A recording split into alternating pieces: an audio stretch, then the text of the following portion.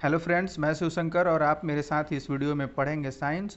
और हम लोग साइंस के सीरीज़ में यह 7th क्लास का एनसीईआरटी जिसके हम आज 11वें चैप्टर यानी कि 11th चैप्टर का अध्ययन करने वाले हैं। तो चलिए शुरू करते हैं और देखते हैं कि इस चैप्टर में क्या कुछ हम पढ़ने वाले हैं।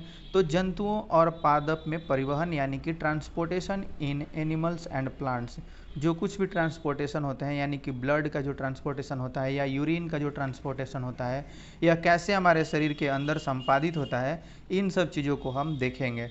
ये हमारे चैप्टर से ही समझ में आता है कि इसमें पूरा परिवहन जो कुछ भी हमारे शरीर के अंदर ट्रांसपोर्टेशन होता है जंतुओं और पादपों में यानी कि एनिमल्स एंड प्लांट्स में। ठीक है, तो चलिए शुरू करते हैं और देखते हैं क्या कुछ पढ़ना है। तो हृदय और रक्त, ठीक है, हृदय और रक्त वाहिनियाँ संयुक्त रूप से हमारे शरीर का परिसंचरण तंत्र बनाती हैं।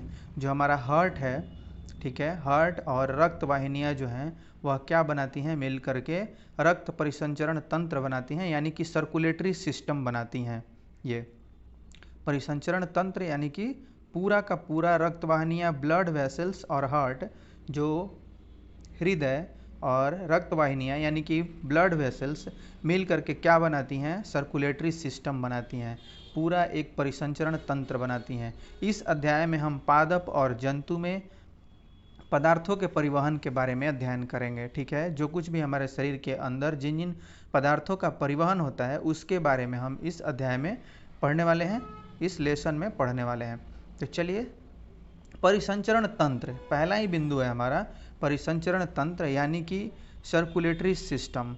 अब इसके तहत हम लोग क्या पढ़ते हैं, रक्त को पढ़ते हैं यानी कि ब्लड को पढ़ते हैं। ठीक है, जब आपके शरीर का कोई भाग कट जाता है तो क्या होता है, जब कोई शरीर का भाग कट जाता है तो आप क्या देखते हैं, यानी कि हमारे शरीर से ब्लड जो है बाहर निकलने लगता है, रक्त या रुधिर बाहर बहने लगता है। लेकिन रक्त है क्या, यह क्या है, इसको देखते हैं। रक्त वह तरल पदार्थ या द्रव है जो रक्त वाहिनियों में प्रवाहित होता है। यह क्या है, एक तरल पदार्थ है या द्रव है जो रक्त वाहिनियों यानी कि ब्लड वेसल्स में प्रवाहित होता है। यह पाचित भोजन को क्षुद्रांत यानी कि छोटी आंत से, हमारे स्मॉल इंस्टेंटाइन से शरीर के अन्य भागों तक ले जाता है। क्या होता है, यह पाचित भोजन को, मतलब जो कुछ भी भोजन पच चुका है उसको क्या करता है, क्षुद्रांत से यानी कि छोटी आंत से, स्मॉल इंस्टेंटाइन से शरीर के अन्य भागों तक ले जाता है। जो कुछ भी हम खाते हैं वो सारा जो छोटी आंत में ऑब्जर्व होता है, सारा का सारा यह क्या करता है, शरीर के अन्य भागों में पहुंचाता है, सबको अपने अपने कार्य के लिए दे देता है। फेफड़ों से ऑक्सीजन को भी रक्त ही शरीर की कोशिकाओं तक ले जाता है। फेफड़ों से ऑक्सीजन को भी क्या करता है, ब्लड ही हमारे शरीर के कोशिकाओं तक ले जाता है, उसके सेल्स तक ले जाता है। अब रक्त शरीर में से अपशिष्ट पदार्थों को बाहर निकालने के लिए रक्त क्या करता है, रक्त शरीर में से अपशिष्ट पदार्थ यानी कि जो भी हानिकारक चीज़ें हैं उन पदार्थों को बाहर निकालने के लिए उनका परिवहन भी करता है, उनका भी ट्रांसपोर्टेशन यह करता है। ठीक है, इस तरीके से पूरा का पूरा परिसंचरण तंत्र यह कैसे है आप देख सकते हैं। ठीक है, पूरा आप हृदय से शिरा धमनी कैसे कैसे बटी हुई हैं इनको आप देख सकते हैं। धमनी यानी कि आर्टरीज और शिरा यानी कि वेन्स, ये हुआ आपका हृदय, हार्ट, और शिरा यानी कि वेन्स, ये जो आप ब्लू में देख रहे हैं ये ब्लू वेन्स, और फिर ये धमनी आर्टरीज, रेड वाली जो चीज़ें आपको लाइन दिखाई दे रही हैं वो सभी क्या हैं, धमनी हैं, और जो ब्लू में है वो शिरा है। ठीक है, यानी कि वेन्स है। अब देखते हैं आगे, परिसंचरण तंत्र क्या करता है, ब्लड, रक्त शरीर में से अपशिष्ट पदार्थों को बाहर निकालने के लिए उनका परिवहन करता है, ये सारा ब्लड का कार्य होता है। ठीक है, अब रक्त में एक प्रकार की कोशिकाएं यानी कि लाल रक्त कोशिकाएं, ठीक है, लाल रक्त कोशिकाएं होती हैं जिनमें एक लाल वर्णक होता है जिसे हम हीमोग्लोबिन कहते हैं। हीमोग्लोबिन किसको कहते हैं, यह एक लाल वर्णक होता है, ठीक है, उसको हम हीमोग्लोबिन कहते हैं। लाल रक्त कोशिकाएं यानी कि रेड ब्लड सेल, ठीक है, इसको आरबीसी यानी कि रेड ब्लड सेल इसको बोलेंगे, लाल रक्त कणिकाएं। रक्त में एक प्रकार की कोशिकाएं यानी कि लाल रक्त कोशिकाएं होती हैं यानी कि रेड ब्लड सेल होती है, और जिनमें एक लाल वर्णक होता है। ठीक है, लाल क्या होता है, वर्णक होता है, उसको हम हीमोग्लोबिन कहते हैं। हीमोग्लोबिन क्या करता है, ऑक्सीजन को अपने साथ संयुक्त करके शरीर के सभी अंगों में और अंततः सभी कोशिकाओं तक परिवहन करता है।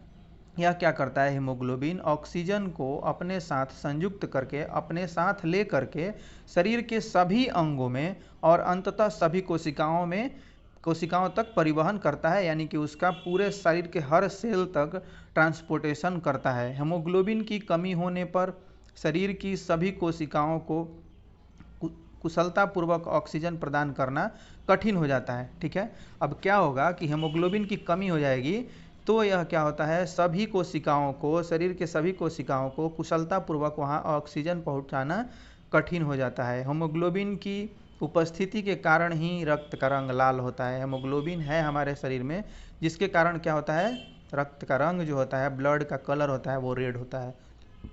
अब रक्त में अन्य प्रकार की कोशिकाएं भी होती हैं जिन्हें श्वेत रक्त कहते हैं, यानी कि वाइट ब्लड सेल कहते हैं।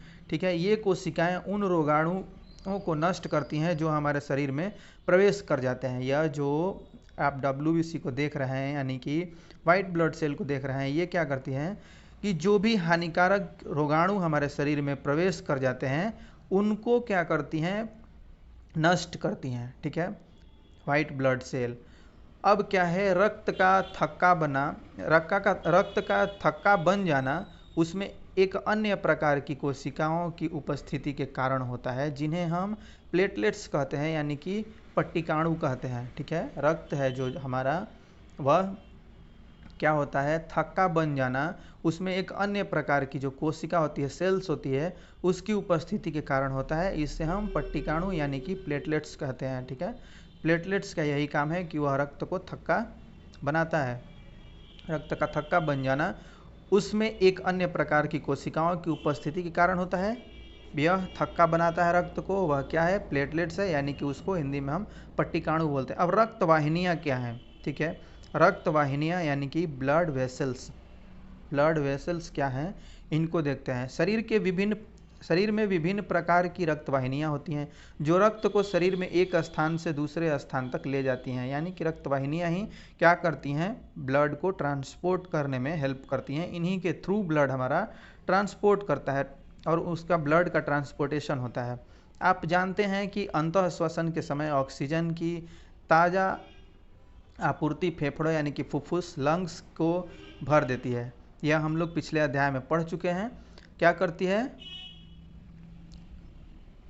अंतः श्वसन के समय ऑक्सीजन की ताज़ा आपूर्ति फेफड़ों यानी कि फुफ्फुस को भर देती है। रक्त इस ऑक्सीजन का परिवहन शरीर के अन्य भागों में करता है। इसका परिवहन क्या करता है, अन्य भागों में करता है। रक्त इस ऑक्सीजन का परिवहन अन्य भागों में कर देता है।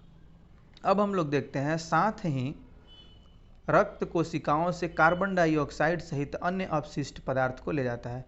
साथ ही क्या करता है, साथ ही कोशिकाओं से कार्बन डाइऑक्साइड सहित अन्य अपशिष्ट पदार्थों को यह ले जाता है। ब्लड वेसल्स के थ्रू ही ये सारी क्रियाएं हो रही हैं। ठीक है, एक तरफ तो वो शुद्ध रक्त के साथ ऑक्सीजन को ला रहा है और फिर क्या करता है, वह कार्बन डाइऑक्साइड को अपशिष्ट पदार्थों के साथ क्या करता है, ले भी जाता है। एक लेके आता है और फिर लेके भी जाता है। वो दोनों ब्लड के, वो आप हार्ट की आगे इसी अध्याय में हार्ट का फंक्शन पढ़ेंगे, उसमें भली भांति इसको समझ जाएंगे। अब इस रक्त को वापस हृदय में लाया जाता है, जहाँ से यह फेफड़ों में जाता है। अब फेफड़ों से कार्बन डाइऑक्साइड बाहर निकाल दी जाती है, जैसे कि आपने अध्याय 10 में पढ़ा है। अध्याय 10, ये 11 है लेसन, आप 10 को भी देख सकते हैं, जिसमें आपको बहुत जिससे हेल्प मिल सकता है। इस प्रकार शरीर में क्या होती है, दो प्रकार की रक्त वाहिनियाँ होती हैं, एक धमनी और दूसरा सीरा। धमनी यानी कि आर्टरीज और सीरा यानी कि वेन्स। अब धमनी और सीरा दोनों का क्या फंक्शन है, इसको हम लोग देख लेते हैं। ठीक है, अब धमनियों का क्या काम है। धमनी हृदय से ऑक्सीजन समृद्ध रक्त को शरीर के सभी भागों में ले जाती है।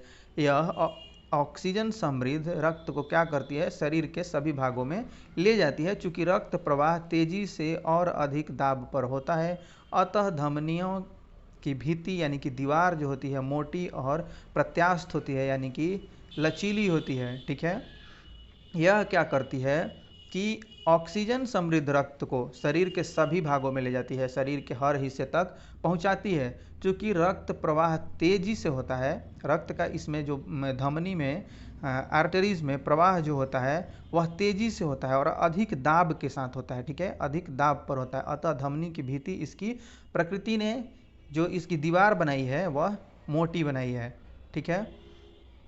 अब देखते हैं कि अपने दाहिने हाथ की मध्य आपका एक क्रियाकलाप है, इसके द्वारा आपको कुछ बताने का कोशिश किया जा रहा है, इसको हम लोग देख लेते हैं। नाड़ी स्पंद, जो कि ये इसका मेन बताने का मतलब यही है कि नाड़ी स्पंद क्या होता है, इसको हम लोग इस माध्यम से पढ़ेंगे, यानी कि पल्स क्या होता है, ठीक है, इस क्रियाकलाप में। तो आप अपने दाहिनी हाथ, यानी कि जो दक्षिण बोला जा रहा है, दाहिनी को हाथ की मध्य और तर्जनी उंगली को क्या करें, अपनी बाई यानी कि वाम कलाई के भीतरी भाग पर रखिए। क्या आपको कोई स्पंदन गति यानी कि धक धक महसूस होती है? यह स्पंदन क्यों होती है? यह स्पंदन नाड़ी स्पंद यानी कि नब्ज कहलाता है, पल्स कहलाता है ये, ठीक है। यह क्या कहलाता है? नाड़ी स्पंद या नब्ज यानी कि पल्स कहलाता है। और यह धमनियों में प्रवाहित हो रहे रक्त के कारण होता है। यह आप जो छुए हैं अपने हाथ से, वह धमनी को छू रहे हैं। देखिए इस तरीके से जो वैद्य वगैरह होते हैं या डॉक्टर्स होते हैं, वो हमारी कलाई को पकड़ करके क्या करते हैं, नाड़ी स्पंदन को अनुभव करते हैं, ताकि ये उनको पता चल सके कि हमारी जो नाड़ी है वह कितनी तेज़ी से चल रही है, ठीक है। और उससे वो अनुमान लगा लेते हैं कि आपके शरीर में क्या कुछ चल रहा होता है, तो वह पल्स रेट को चेक करते हैं, ठीक है।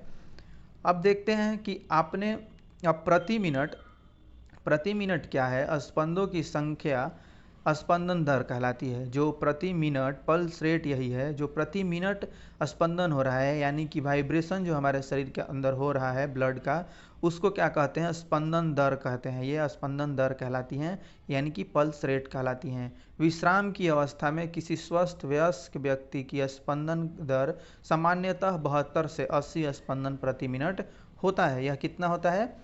72 से 80 स्पंदन प्रति मिनट यह होता है, ठीक है। अब क्या है, वो रक्तवाहिनियाँ जो कार्बन डाइऑक्साइड समृद्ध रक्त को शरीर के सभी भागों से वापस हृदय में ले जाती हैं, वो क्या कहलाती हैं? शिरा कहलाती हैं। जो कार्बन डाइऑक्साइड समृद्ध रक्त को क्या करती हैं, वापस हमारे हृदय की तरफ ले आती हैं, वह शिरा कहलाती हैं, यानी कि वह वेन्स कहलाती हैं। शिराओं की भित्तियाँ अपेक्षाकृत पतली होती हैं। शिराओं में वैसे वाल्व होते हैं जो रक्त को केवल हृदय की ओर ही प्रवाहित होने देते हैं। इसमें क्या होते हैं, ऐसे वाल्व पाए जाते हैं जो क्या करते हैं, वो वाल्व रक्त को केवल हृदय की ओर ही प्रवाहित होने देते हैं, ठीक है। वो वाल्व क्या करते हैं, रक्त को क्या करते हैं, हृदय की ओर ही प्रवाहित करने देते हैं, प्रवाहित होने देते हैं। इस तरह से आप इसको समझ सकते हैं। ये हमारा क्या है, हृदय है, फेफड़ा है, फुफ्फुस शिरा यानी कि जो उसकी शिरा है, और कोशिकाएं हैं, धमनी है। इस तरह से यहाँ आपका पूरा का पूरा फंक्शन जो है वो समझाया गया है, ठीक है। फुफ्फुस शिरा यानी कि पल्मोनरी वेन है, ठीक है, यह जो है ये पल्मोनरी वेन है। और उसके बाद आपका शिरा है, ये वेन है। और उसके बाद आपको यहाँ पे धमनी दिखाई दे रही है, आर्टरी दिखाई दे रही है। और उसके बाद फुफ्फुस धमनी यानी कि पल्मोनरी आर्टरी, यह क्या है, पल्मोनरी आर्टरी है। इस तरह से रक्त का संचार होता है, इधर से ऐसे और फिर यहाँ से ऐसे।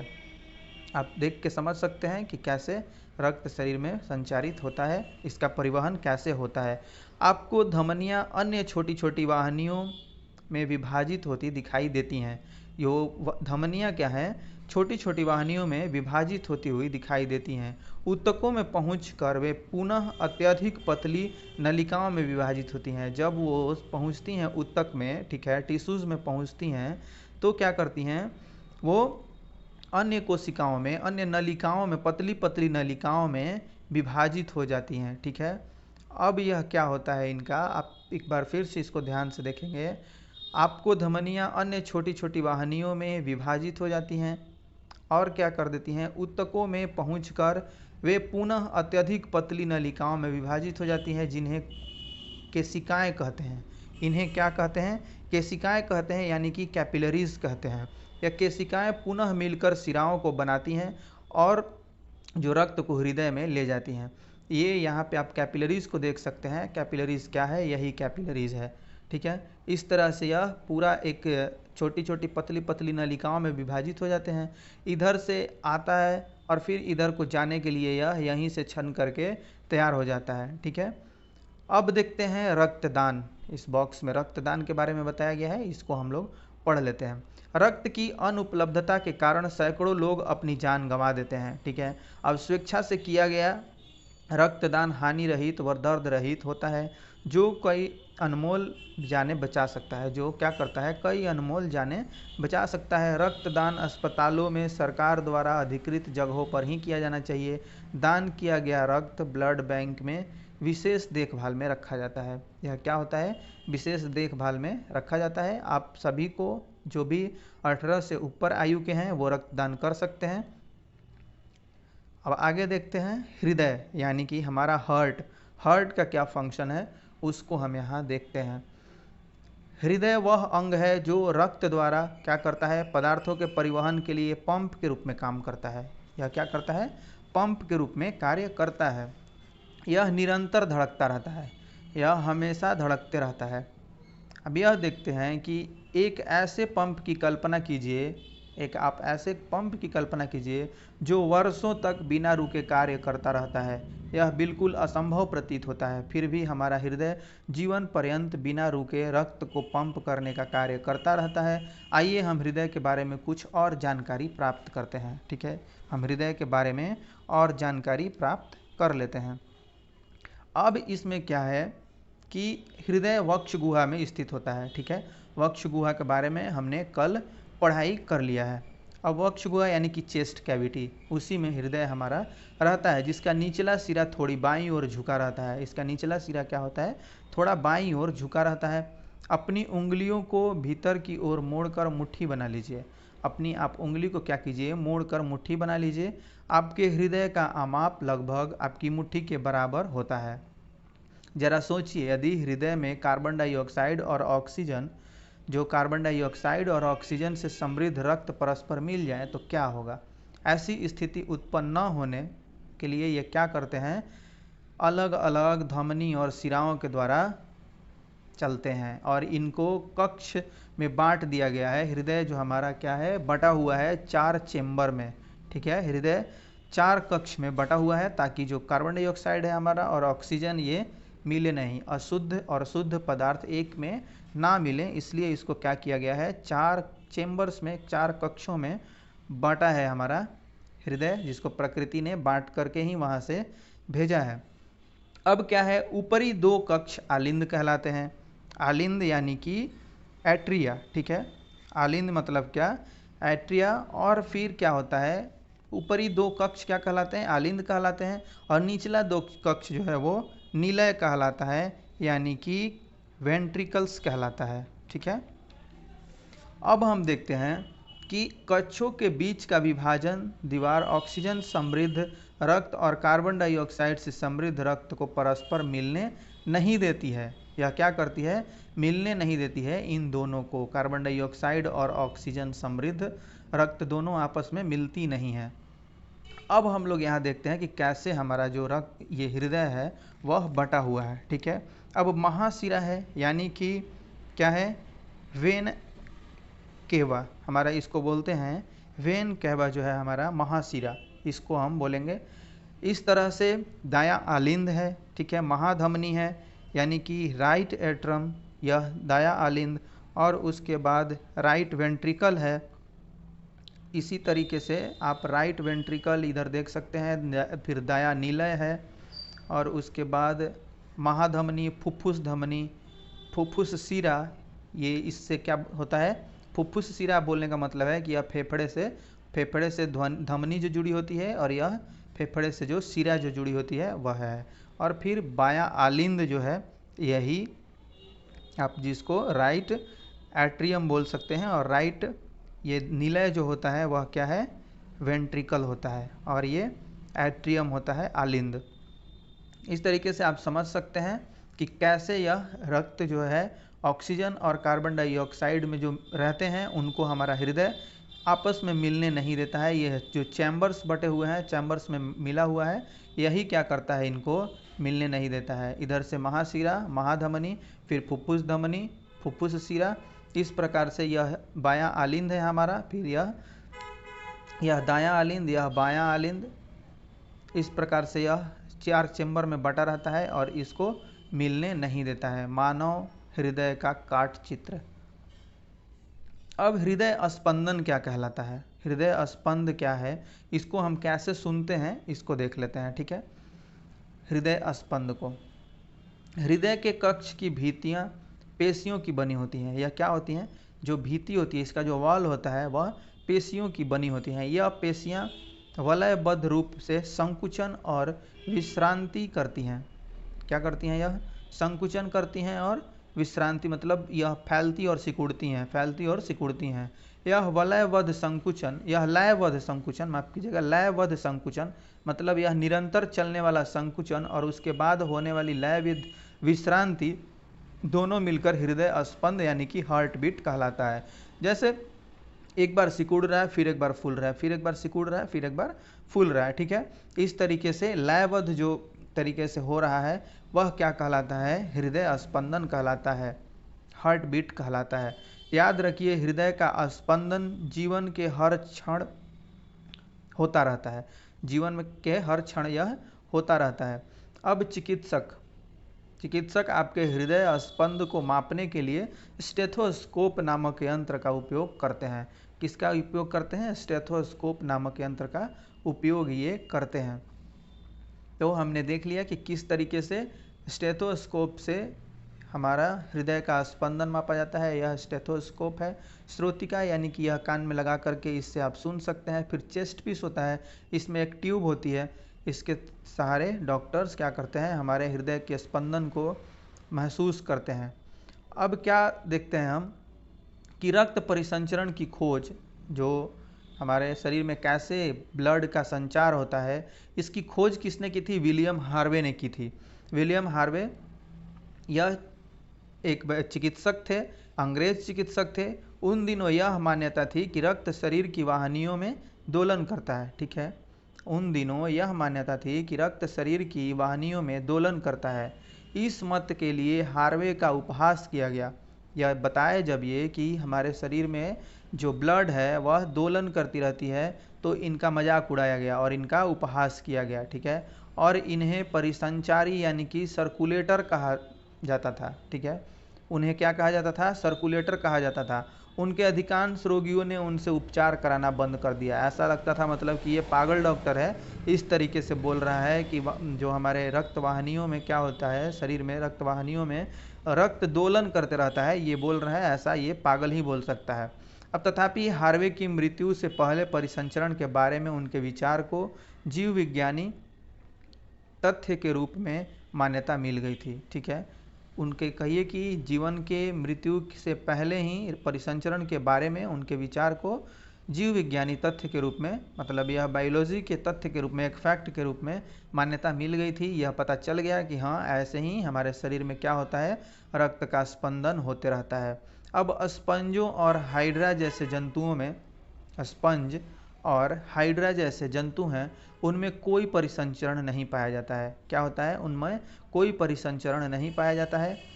अब जिस जल में वे रहते हैं वही उनके शरीर में प्रवेश करके उनके भोजन और ऑक्सीजन की आपूर्ति कर देते हैं। ठीक है, यह क्या होते हैं, जलीय जीव हैं, स्पंज और हाइड्रा, और इनमें क्या होता है, परिसंचरण तंत्र नहीं पाया जाता है। जिस पानी में वे रहते हैं वही उनके शरीर में प्रवेश कर जाता है, अंदर चला जाता है और उनके भोजन और ऑक्सीजन की आपूर्ति कर देता है।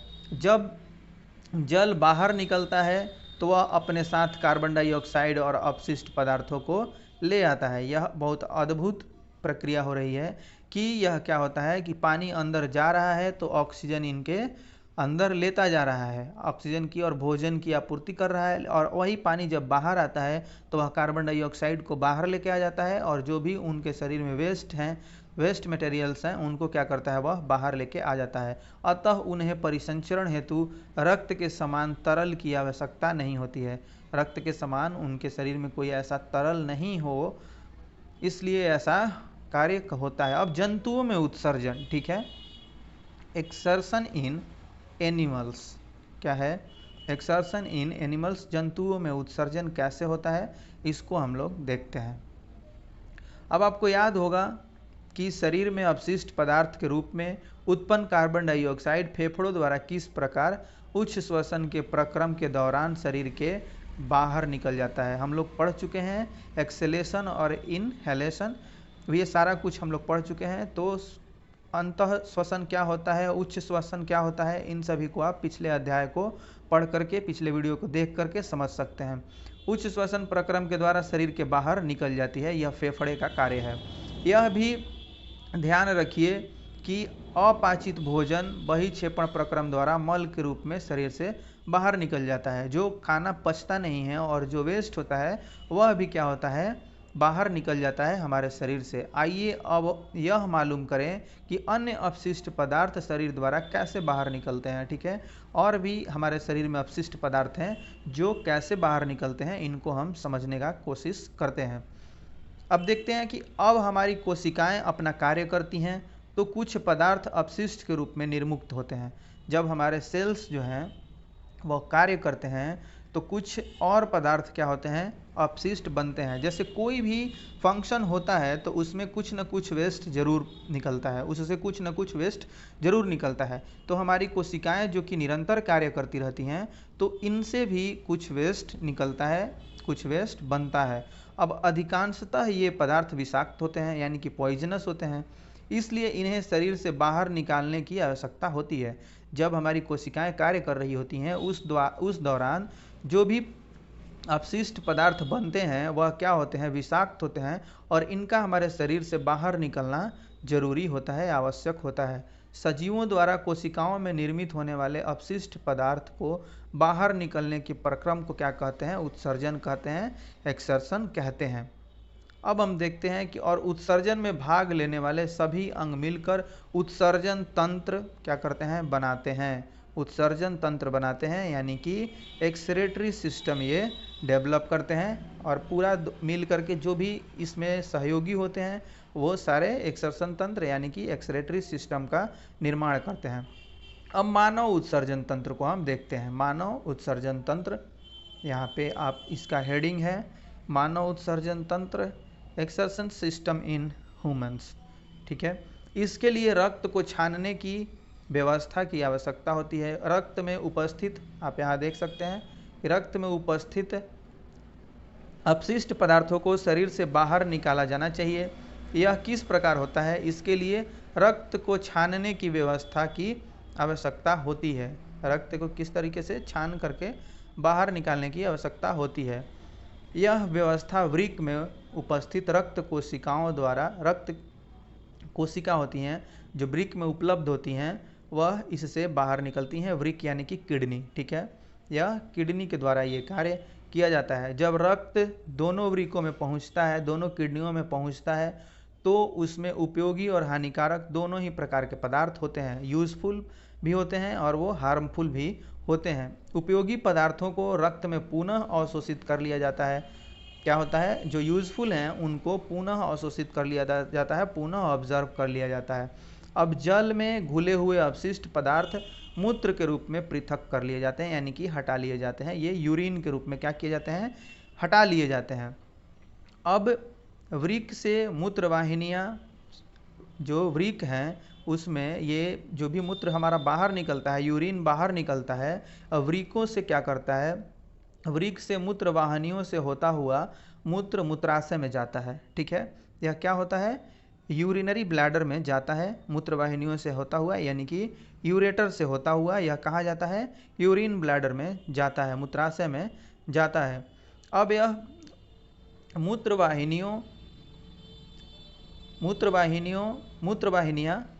मूत्रवाहिनियाँ नली के आकार की होती हैं। मूत्रवाहिनियाँ क्या हैं, नली के आकार की होती हैं, मूत्राशय में संचित होता रहता है। मूत्राशय में क्या होता है, जो यूरिन होता है, मूत्र होता है, वह संचित होता रहता है, जमा होता रहता है। अब मूत्राशय से एक पेशीय नली जुड़ी होती है। मूत्राशय से क्या होती है, एक पेशीय नली जुड़ी होती है, जिसको हम लोग यूरेथ्रा बोलते हैं, मूत्र मार्ग कहते हैं। ठीक है, यह क्या कहलाती है, मूत्र मार्ग कहलाती है। इस तरीके से आप समझ सकते हैं। पूरा यह वृक्क है, दोनों तरफ दोनों ये वृक्क हैं। यहाँ क्या होते हैं कि यूजफुल ब्लड के यूजफुल पार्टिकल्स और हार्मफुल पार्टिकल्स दोनों आते हैं, और जो यूजफुल होते हैं उनको फिर से क्या किया जाता है, रक्त में भेज दिया जाता है, ब्लड में भेज दिया जाता है, और फिर यह जो मूत्र वाहिनियाँ हैं इसके थ्रू होता हुआ यूरिन जो है हमारा मूत्राशय में आ जाता है, फिर मूत्र मार्ग और फिर मूत्र रंध्र यानी कि इससे बाहर निकल जाता है, यूरिनरी ओपनिंग में यह बाहर निकल जाता है। ठीक है, अब क्या होता है कि दूसरा सिरा खुला होता है जिसे मूत्र रंध्र कहते हैं। दूसरा सिरा क्या होता है हमारा, खुला होता है, इसे हम लोग मूत्र रंध्र कहते हैं, और जिससे मूत्र शरीर से बाहर निकाल दिया जाता है। इसी से क्या किया जाता है, मूत्र हमारे शरीर से बाहर निकल जाता है, यूरिन हमारे शरीर से पास कर जाता है। अब वृक्क, मूत्रवाहिनियाँ, मूत्राशय और मूत्र मार्ग सम्मिलित रूप से उत्सर्जन तंत्र बनाते हैं। ठीक है, किडनी जो है और जो मूत्रवाहिनियाँ हैं यानी कि यूरेटर हैं, और फिर मूत्राशय हैं यानी कि यूरिनरी ब्लैडर जो है, और मूत्र मार्ग, ये सारे क्या कहलाते हैं, मूत्र मार्ग यानी कि यूरेथ्रा, फिर ओपनिंग जो यूरिनरी ओपनिंग है, ये सारे मिल करके क्या बनाते हैं, उत्सर्जन तंत्र बनाते हैं। ठीक है, क्या बनाते हैं, उत्सर्जन तंत्र बनाते हैं, एक्सर्शन सिस्टम बनाते हैं। अब कोई वयस्क व्यक्ति सामान्यतः 24 घंटे में 1 से 1.8 लीटर मूत्र करता है। ठीक है, अब इसमें क्या होता है कि 95% तो जल होता है, 2.5% जो होता है क्या होता है, यूरिया होता है, और 2.5% अन्य चीज़ें होती हैं। ठीक है, मतलब 95% जल और 2.5% यूरिया, 2.5% में अन्य अपशिष्ट पदार्थ, अनवेस्ट मटेरियल होते हैं। अब क्या देखते हैं, यह हम सभी को अनुभव है कि गर्मियों में हमें पसीना यानी कि स्वेटिंग होता है, स्वेदन होता है। ठीक है, पसीना आता रहता है। अब स्वेद में जल और लवण होते हैं, यह पता है हमको कि जल और लवण होते हैं। जो लवण होता है उसी के कारण आपके शरीर से पसीना आने के कारण जो ब्लैक कपड़े या जो भी गहरे रंग के कपड़े होते हैं उन पर धब्बे आ जाते हैं। ठीक है, हम जानते हैं कि मिट्टी से बने घड़ों, जो मिट्टी से बना घड़ा होता है, मिट्टी से बने घड़ों में रखा पानी ठंडा हो जाता है। इसका कारण यह है कि घड़ों के छिद्रों से रिस कर पानी उनकी बाहरी सतह पर आ जाता है। ठीक है, बाहरी सतह पर आ जाता है। जब यह पानी वाष्पित होता है तो घड़े में बचा शेष पानी ठंडा हो जाता है। तो हमारा शरीर भी इसी प्रकार से बना हुआ है। ठीक इसी प्रकार पसीना भी हमारे शरीर को ठंडा बनाए रखने में सहायता करता है। बाहर आता है, फिर उसका क्या होता है, वाष्पन होता है, वाष्पित होकर के अंदर के पानी को, हमारे अंदर के शरीर को क्या करता है, शरीर को अंदर से ठंडा बनाता है। अब इसको बॉक्स को ध्यान से देख लेते हैं। कभी कभी किसी व्यक्ति के वृक्क काम करना बंद कर देता है तो ऐसा किसी संक्रमण अथवा चोट के कारण हो सकता है। वृक्क के अक्रिय हो जाने की स्थिति में रक्त में अपशिष्ट पदार्थों की मात्रा बढ़ जाती है। अब ऐसे व्यक्ति के अधिक दिनों तक जीवित रहने की संभावना कम हो जाती है। तथापि यदि कृत्रिम वृक्क द्वारा रक्त को नियमित रूप से छानकर उसमें से अपशिष्ट पदार्थों को हटा दिया जाए तो क्या होता है, उनका जीवन कुछ समय तक के लिए बढ़ जाता है, जीवन काल कुछ समय तक के लिए बढ़ाया जा सकता है। इस प्रकार रक्त के छनन की विधि को अपोहन यानी कि डायलिसिस कहा जाता है। इस प्रकार से जब एक कृत्रिम विधि द्वारा आप जब छानते हैं उसको तो यह क्या कहलाता है, अपोहन यानी कि डायलिसिस कहलाता है। जंतुओं के शरीर से अपशिष्ट रसायनों के निष्कासन की विधि जल की उपलब्धता पर निर्भर करती है। ठीक है, किस पर निर्भर करती है, जल की उपलब्धता पर निर्भर करती है। मछली जैसे जलीय जंतु कोशिकाओं की अपशिष्ट उत्पादों को अमोनिया के रूप में उत्सर्जित करते हैं। ये किस रूप में करते हैं, अमोनिया के रूप में। हम किस में करते हैं, यूरिया के रूप में करते हैं, जो सीधे जल में घुल जाती हैं। यह क्या होते हैं, अमोनिया सीधे जल में घुल जाते हैं। पक्षी, छिपकली, सर्प जैसे कुछ जंतु अपने शरीर से अपशिष्ट पदार्थ का उत्सर्जन अर्धघन यानी कि सेमी सॉलिड पदार्थ के रूप में करते हैं।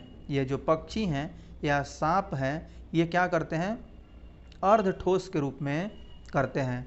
ठीक है, पदार्थ के रूप में करते हैं, जो मुख्यतः श्वेत सफ़ेद रंग का यौगिक यूरिक अम्ल होता है। ये क्या करते हैं कि सॉलिड सेमी सॉलिड पदार्थ के रूप में इसका उत्सर्जन करते हैं, और जो मुख्यतः श्वेत सफ़ेद रंग का यौगिक होता है यूरिक अम्ल होता है। मानव द्वारा उत्सर्जित अपशिष्ट पदार्थ में यूरिया प्रमुख है। ठीक है, मछली को आपने क्या पढ़ा, उसमें अमोनिया होता है। इस प्रकार से हर जो जीव है वह अलग अलग रूप से अपना उत्सर्जन करता है, उसमें उत्सर्जी जो चीज़ें होती हैं वो अलग अलग होती हैं। अब पादपों में पदार्थों का परिवहन, जो पादप होते हैं यानी कि जो पेड़ पौधे हैं उनमें कैसे परिवहन होता है वह हम देख रहे हैं। प्लांट में कैसे परिवहन होता है ये हम इसमें पढ़ेंगे। अब अध्याय 1 में आपने पढ़ा, ठीक है, अध्याय 1 में हमने क्या किया है, पढ़ लिया है पादपों में पदार्थों का परिवहन यानी कि transportation of substances in plants. अध्याय 1 में हमने क्या किया है, पढ़ा है कि पौधे अपनी जड़ों, ठीक है, द्वारा मृदा से जल और खनिज पोषकों का क्या करते हैं, अवशोषण करके उन्हें पत्तियों को उपलब्ध कराते हैं। जो भी लीफ हैं उनको वो अवेलेबल कराते हैं, जो भी आवश्यक चीज़ें हैं, खनिज लवण। अब पत्तियां जल तथा कार्बन डाइऑक्साइड का उपयोग कर प्रकाश संश्लेषण के प्रक्रम द्वारा पौधे के लिए भोजन बनाती हैं। ये पत्तियां क्या करती हैं, प्रकाश जो संश्लेषण प्रक्रम है उसके द्वारा पौधों के लिए क्या करती हैं, वो भोजन बनाती हैं। आपने कभी इस प्रश्न पर विचार किया है कि पौधों की जड़ों द्वारा, जो पौधों की जड़ें हैं उनके द्वारा अवशोषित जल तथा पोषक तत्व पत्तियों तक किस प्रकार पहुंचाए जाते हैं? ये किस प्रकार से पहुंचाए जाते हैं, आपने कभी इसकी कल्पना की है? ठीक है, अब पौधों के वे भाग जो भोजन नहीं बना सकते पत्तियों द्वारा निर्मित भोजन किस प्रकार प्राप्त करते हैं, यह देखने वाली बात है कि जड़ से कैसे वहाँ पहुँचता है और उसके बाद फिर पत्तियों से होता हुआ कैसे भोजन जो है वह पहुँचता है अन्य भागों तक, प्लांट के अन्य भाग तक, इसको हमें देखना है। जल और खनिजों का परिवहन, ठीक है, यानी कि transport of water and minerals, जल और खनिज का कैसे परिवहन होता है। अब पादप मूलों, ठीक है, जड़ों द्वारा जल और खनिज को अवशोषित करते हैं। मूलों में मूल रोम होते हैं, ठीक है, मूलों में क्या होते हैं, मूल रोम होते हैं, यानी कि रूट हेयर होते हैं। अब क्या देखते हैं, वास्तव में मूल रोम जल में घुले हुए खनिज पोषक पदार्थों और जल के अंतःग्रहण के लिए मूल के सतह क्षेत्रफल को बढ़ा देते हैं और मूल रोम मृदा कणों के बीच उपस्थित जल के संपर्क में रहता है। यह क्या होता है, जल के संपर्क में रहता है और इस प्रकार से उससे सारा खनिज लवण लेता रहता है। पादपों में मृदा से जल और पोषक तत्वों के परिवहन के लिए पाइप जैसी वाहिकाएं होती हैं। क्या होती हैं, पाइप जैसी वाहिकाएं होती हैं। वाहिकाएं विशेष कोशिकाओं की बनी होती हैं। यह जो वाहिकाएं हैं जिनसे होकर के जाता है, यह क्या होती हैं, विशेष प्रकार की बनी होती हैं। अब जो सम्मोहन ऊतक कहलाती हैं, यह क्या कहलाती हैं, सम्मोहन ऊतक कहलाती हैं। सम्मोहन ऊतक को अंग्रेजी में आप बोल सकते हैं वैस्कुलर टिश्यूज, ठीक है, इनको आप बोल सकते हैं वैस्कुलर टिश्यूज। अब ऊतक कोशिकाओं का वह समूह होता है, ऊतक क्या होता है, ऊतक कोशिकाओं का वह समूह होता है जो किसी जीव में किसी कार्य विशेष को संपादित करता है। किसी जीव में क्या करता है, कार्य विशेष को, एक विशेष कार्य को संपादित करता है, उसको हम ऊतक कहते हैं। अब जल और पोषक तत्वों के परिवहन के लिए पादपों में जो सम्मोहन ऊतक होता है उसे जाइलम या दारू हम लोग कहते हैं। क्या है, जल और पोषक तत्वों के परिवहन के लिए पादपों में जो सम्मोहन ऊतक है वह क्या कहलाता है, जाइलम कहलाता है। अब जाइलम चैनलों, ठीक है, जाइलम चैनलों, जो जाइलम नलिकाएं होती हैं का सतत जाल बनता है। क्या करता है, जाइलम चैनलों का सतत जाल बनाता है जो मूलों को तने और शाखाओं के माध्यम से पत्तियों से जोड़ता है और इस प्रकार बना तंत्र पूरे पादप में जल का परिवहन करता है। एक पूरा जाल बिछा देता है ये, ठीक है। जाइलम क्या है, जाइलम चैनलों का पूरा नलियों का एक सतत जाल बनाता है, यानी कि पूरा एक फैला हुआ जाल बनाता है जो मूल मूल को क्या करता है, मूलों को तनों और शाखाओं के माध्यम से पत्तियों से जोड़ता है। इस प्रकार बना तंत्र पूरे पादप में जल का परिवहन करता है। ठीक है, इस प्रकार से जो एक तंत्र विकसित होता है वह जल का परिवहन करता है पूरे प्लांट में। आप जानते हैं कि पत्तियां, ठीक है, हाँ हम सभी जानते हैं कि पत्तियां क्या करती हैं, भोजन का संश्लेषण करती हैं। अब भोजन को पादप के सभी भागों में ले जाया जाता है। यह कार्य सम्मोहन ऊतक द्वारा किया जाता है, जिसे हम क्या कहते हैं, फ्लोएम कहते हैं, यानी कि पोषवाह कहते हैं, फ्लोएम कहते हैं। अब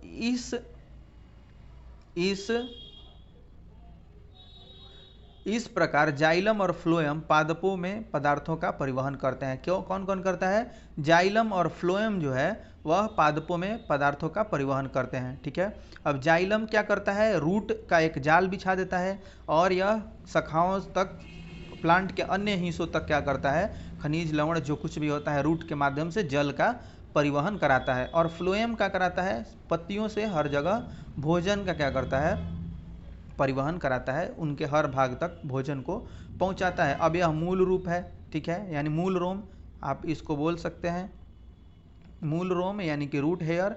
और यह पूरा आप जाइलम है, इस तरीके से मूल रोम यहाँ से आपका बनता हुआ चारों तरफ से जाता है और यह जाइलम है जो कि पहुंचाता है अन्य हिस्सों तक खाना को। वाष्पोत्सर्जन हम किसे कहते हैं, तो वाष्पोत्सर्जन कैसे होता है पौधों में, तो पादप मृदा को खनिज, पोषक और जल अवशोषित करते हैं। पादप मृदा से खनिज, पोषक तत्व और जल अवशोषित करते हैं। पता है हमें, प्लांट क्या करते हैं, मिट्टी से ही खनिज और पोषक तत्व के साथ साथ जल को भी अवशोषित करते हैं। अवशोषित किया गया सारा जल पादप द्वारा उपयोग नहीं किया जाता है। अवशोषित जो जल का होता है, अवशोषण जो जल का होता है, सारा इनका उपयोग नहीं हो पाता है।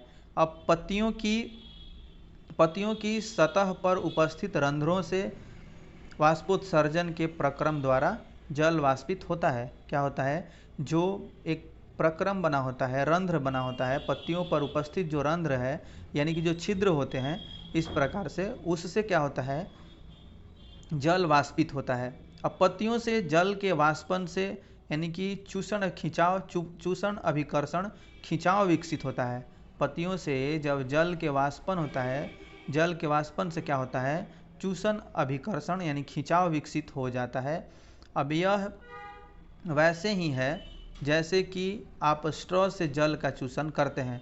जैसे आप जब स्ट्रॉ से जब पानी या किसी भी जूस को खींचते हैं, यह उसी प्रकार से होता है। ठीक है, अब विशाल वृक्षों में बहुत अधिक ऊंचाई तक जल का अभिकर्षण यानी कि खिंचाव इसी प्रकार होता है। वाष्पोत्सर्जन पादप को ठंडा रखने में भी सहायक होता है। जैसे कि हम स्वेटिंग के द्वारा अपने शरीर को ठंडा करते हैं, या घड़ा से वाष्पोत्सर्जन द्वारा नीचे का उसका जो पानी होता है, घड़ा में उपस्थित पानी होता है, वह ठंडा हो जाता है। ठीक इसी प्रकार से पौधों में भी वाष्पोत्सर्जन द्वारा वो क्या करते हैं, अपने आप को ठंडा रखते हैं।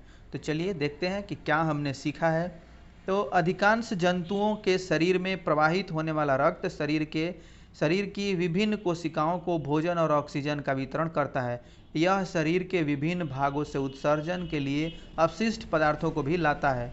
ठीक है, परिसंचरण तंत्र में हृदय और रक्तवाहिनियाँ होती हैं। परिसंचरण जो तंत्र बनता है वह हृदय और रक्तवाहिनियों से मिल करके बनता है। मानव शरीर में रक्त धमनियों और शिराओं में प्रवाहित होता है तथा हृदय पंप की तरह कार्य करता है। हृदय किसके तरह कार्य करता है, पंप की तरह कार्य करता है। रक्त में प्लाज्मा, लाल रक्त कोशिकाएं, श्वेत रक्त कोशिकाएं और पट्टिकाणु होते हैं, यानी कि प्लेटलेट्स होते हैं। ठीक है, अब रक्त का लाल रंग लाल वर्ण युक्त हेमोग्लोबिन की उपस्थिति के कारण होता है, यह हम पढ़ चुके हैं। अब किसी वयस्क व्यक्ति का हृदय 1 मिनट में 70 से 80 बार धड़कता है। ठीक है, इसे हृदय स्पंदन कहते हैं हम, यानी कि हार्ट बीट कहते हैं। अब धमनियां हृदय से शरीर के सभी अन्य भागों में रक्त को ले जाती हैं। धमनी क्या करती है, हृदय से शरीर के सभी भागों में, अन्य भागों में ले जाती है। शिराएं शरीर के सभी भागों से रक्त को वापस हृदय में लाती है। ठीक है, अब क्या है कि शरीर में से अपशिष्ट उत्पादों को बाहर निकालने के प्रक्रम को उत्सर्जन कहलाता है। प्रक्रम क्या कहलाता है? जो अपशिष्ट पदार्थ हैं उनको बाहर जब शरीर से निकाला जाता है तो यह प्रक्रम पूरा उत्सर्जन कहलाता है। मानव उत्सर्जन तंत्र में 2 वृक्क, 2 मूत्रवाहिनियाँ, 1 मूत्राशय और 1 मूत्रमार्ग होता है। ठीक है। अब लवण और यूरिया जल के साथ स्वेद यानी कि पसीने के रूप में शरीर से बाहर निकलता है। अब मछली अपशिष्ट पदार्थ के रूप में अमोनिया उत्सर्जित करती है। क्या करती है? अमोनिया उत्सर्जित करती है, जो जल में सीधे घुल जाती है। अब पक्षी, कीट और छिपकली अर्ध घन यानी कि सेमी सॉलिड रूप में यूरिक अम्ल का उत्सर्जन करते हैं। ये सभी क्या करते हैं? यूरिक एसिड का उत्सर्जन करते हैं अर्ध ठोस के रूप में। अब पादप मूलों द्वारा जल और पोषक तत्व मृदा में अवशोषित होते हैं।